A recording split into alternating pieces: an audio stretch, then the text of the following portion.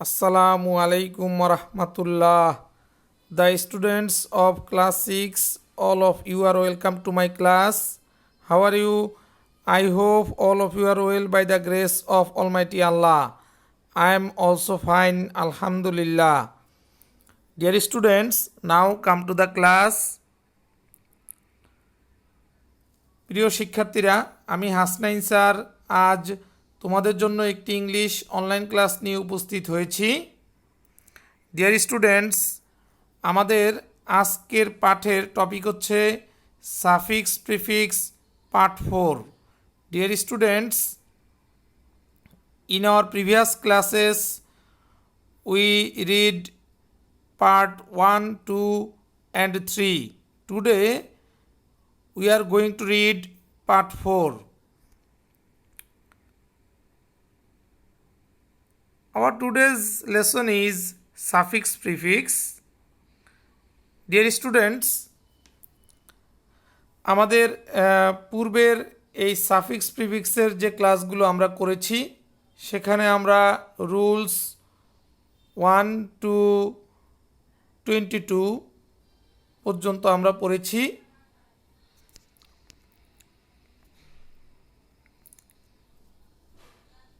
Today's learning outcomes, আজকের পাঠের শিখন ফল কী কী ডিয়ার স্টুডেন্টস লক্ষ্য করো।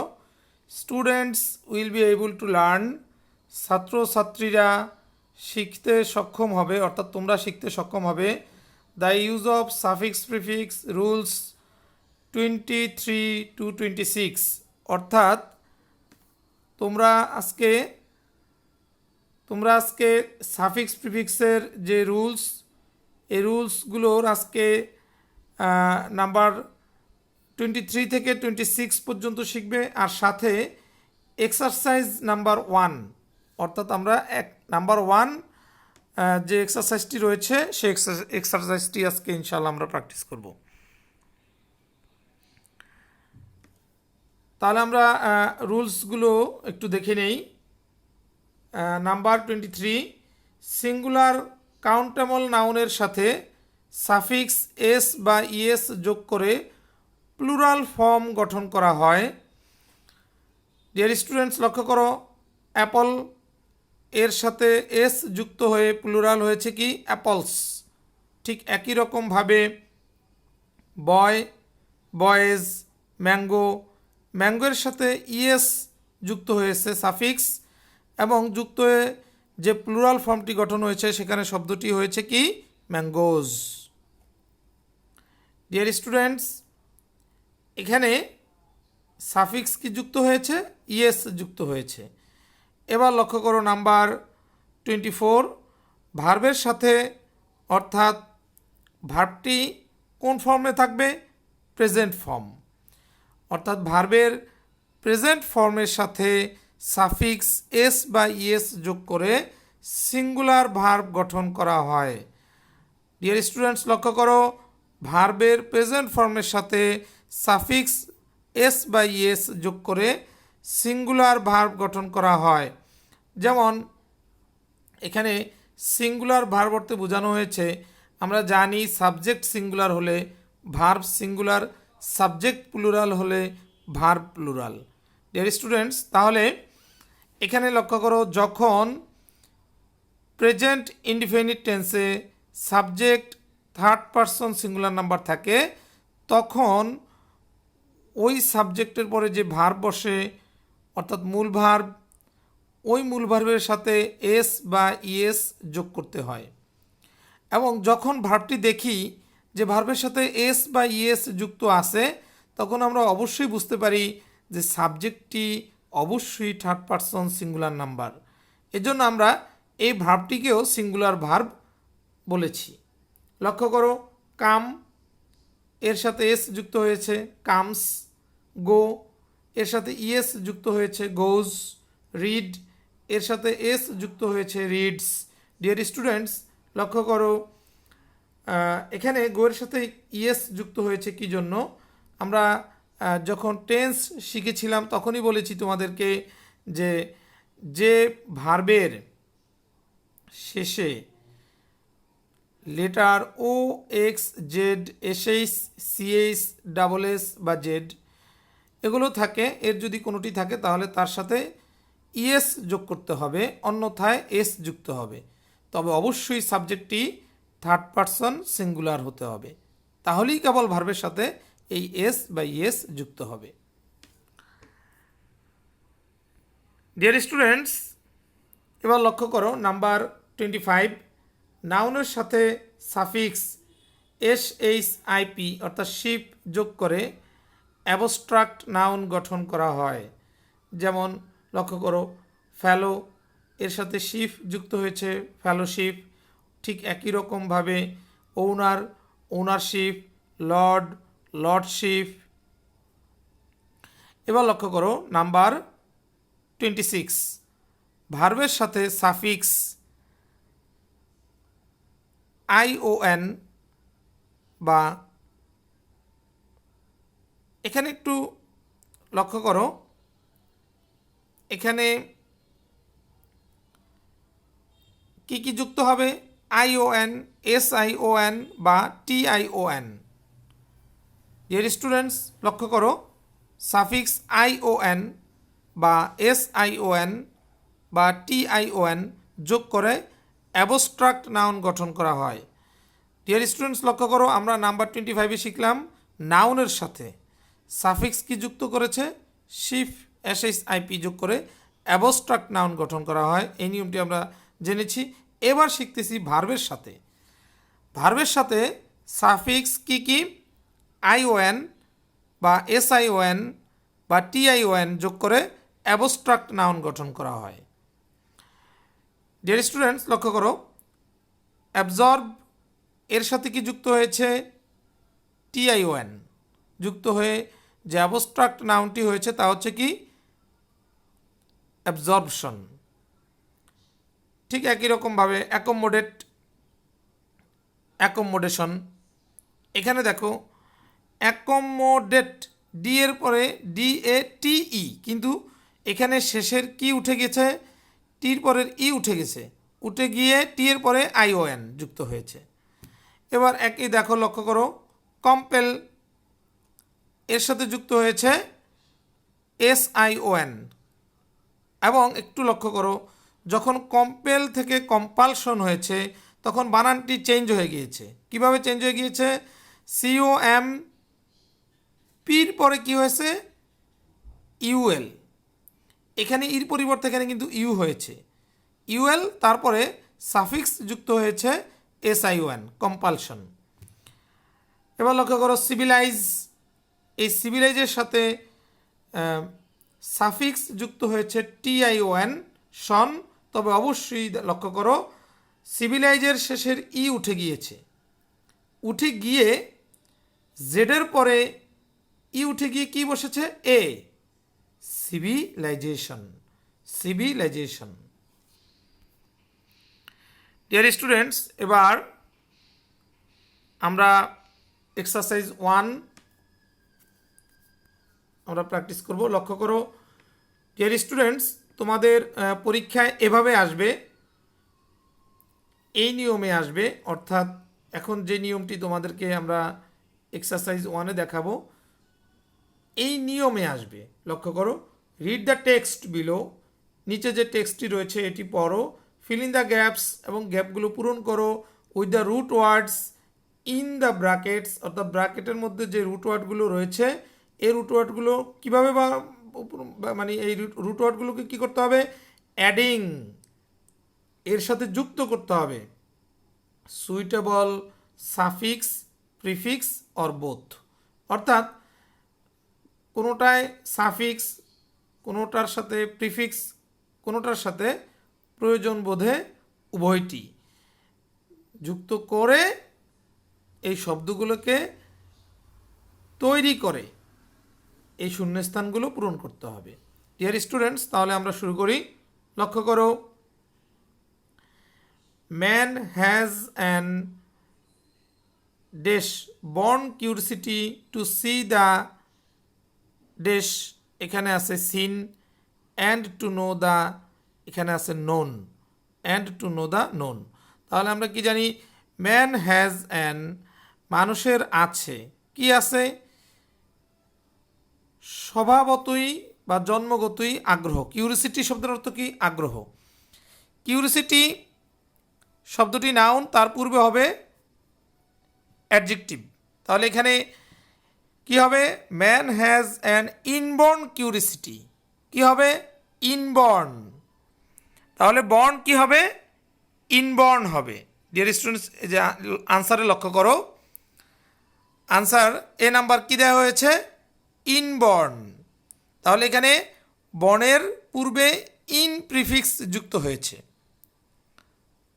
এবং কি হয়ে কি শব্দটি তৈরি কি হয়েছে? Adjective. Man has an inborn curiosity, মানুষের জন্মগত আগ্রহ রয়েছে বা স্বভাবতই আগ্রহ রয়েছে। এখানে মূলত জন্মগত শব্দটি ব্যবহার করা হবে, অর্থাৎ সহজাত।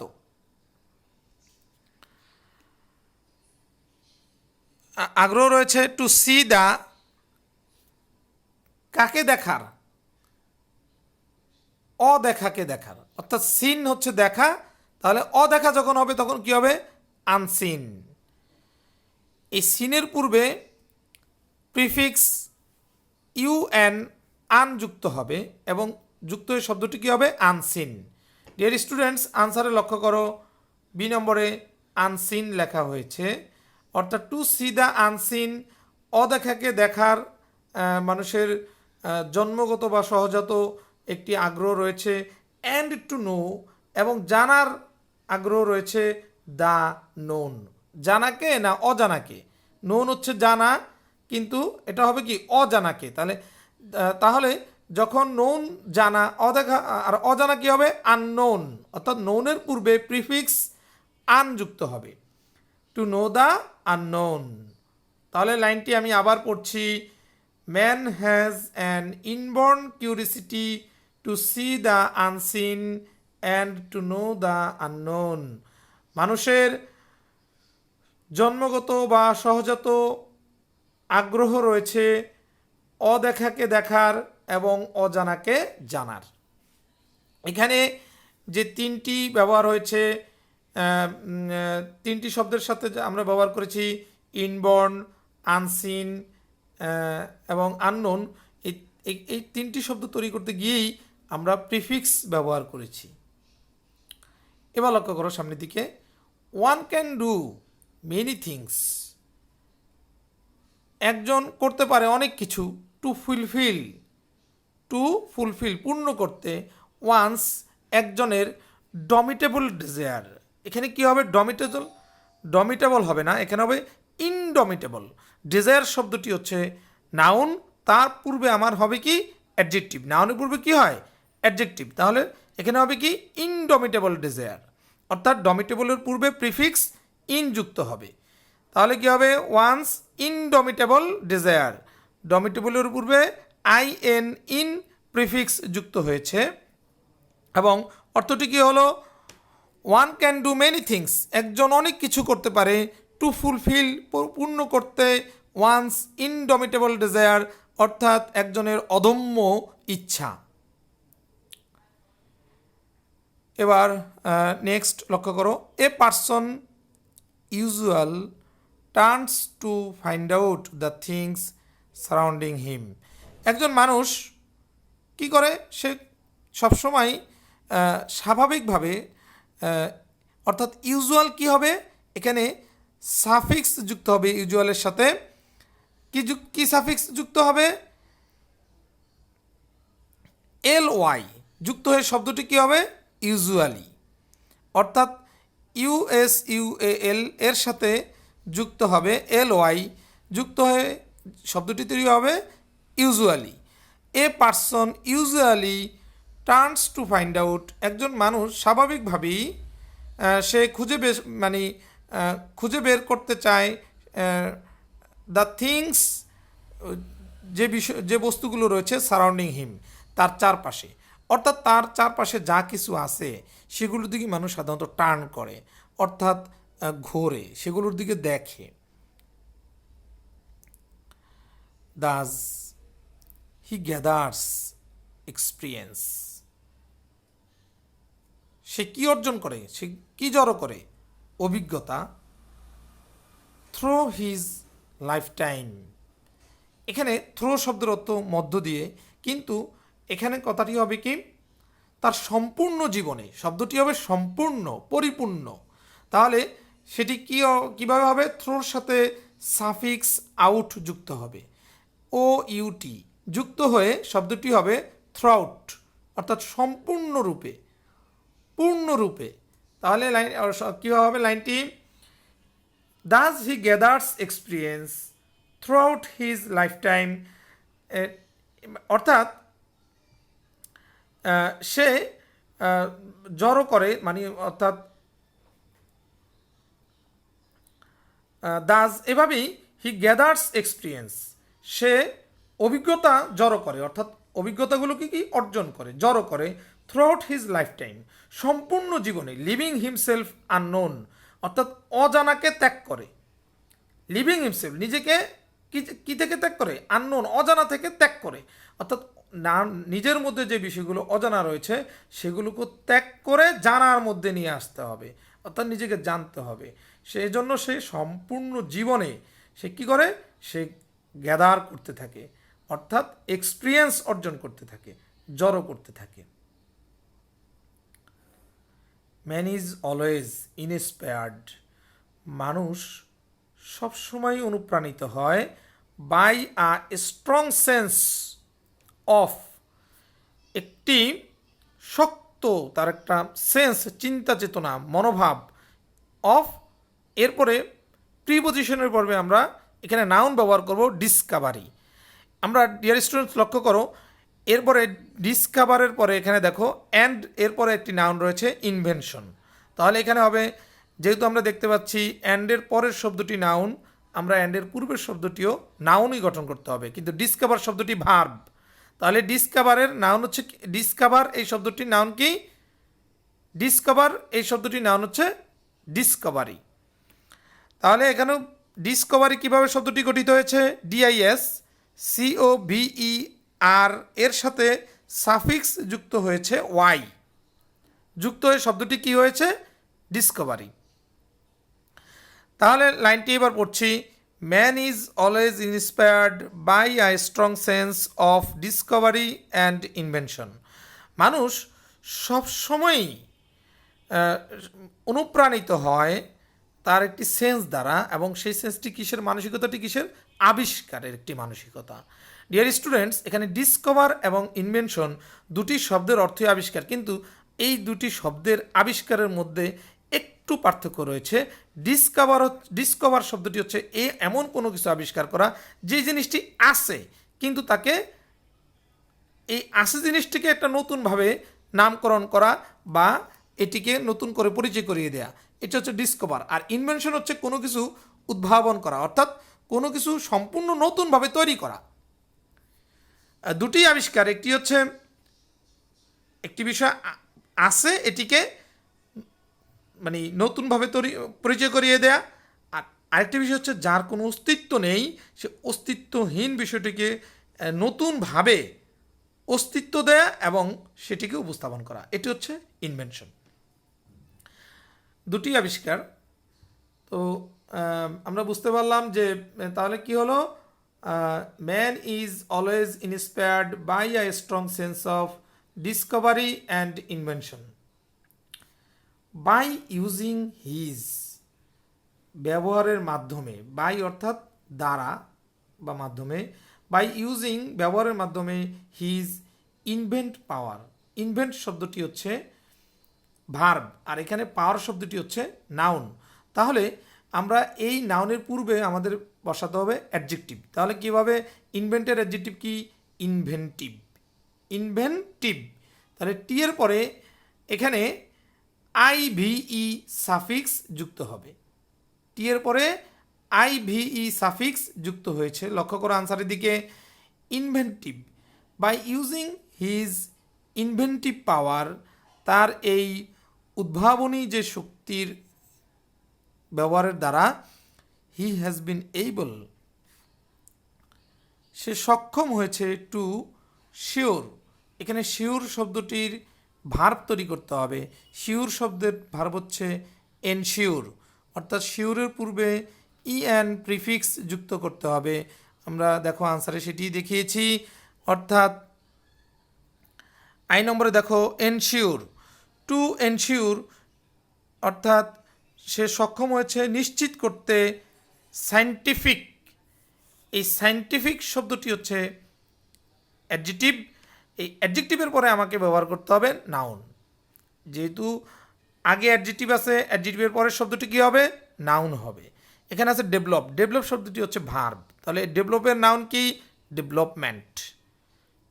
ডেভেলপের নাউন কি? ডেভেলপমেন্ট। তাহলে কি হবে? He has been able to ensure scientific development.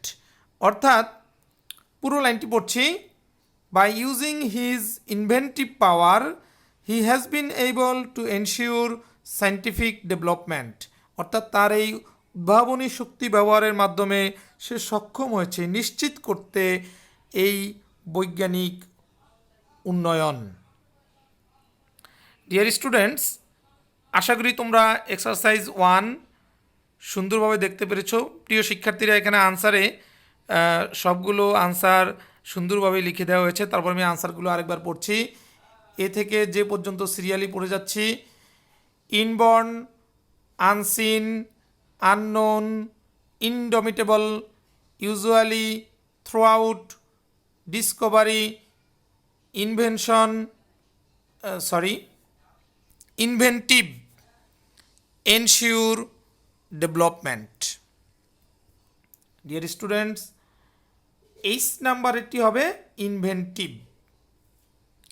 আমি আবার বলছি, লক্ষ্য করো।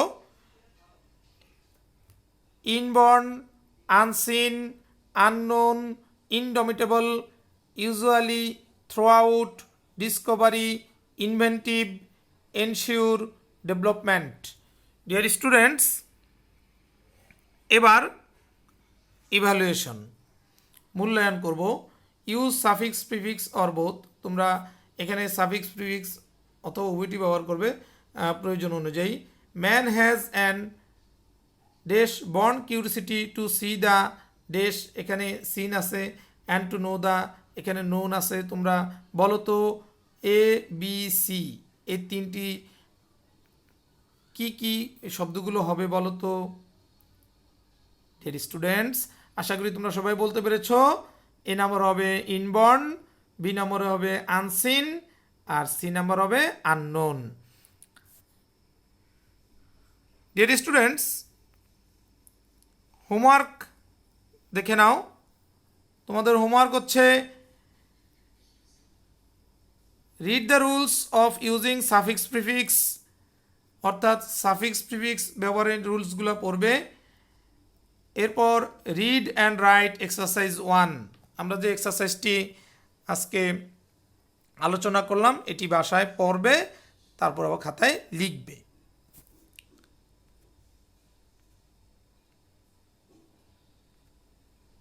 Deer students, thank you for enjoying the class. প্রিয় শিক্ষার্থীরা, তোমরা ভালো থাকো, সুস্থ থাকো, নিরাপদে থাকো। আসসালামু আলাইকুম রহমতুল্লাহ।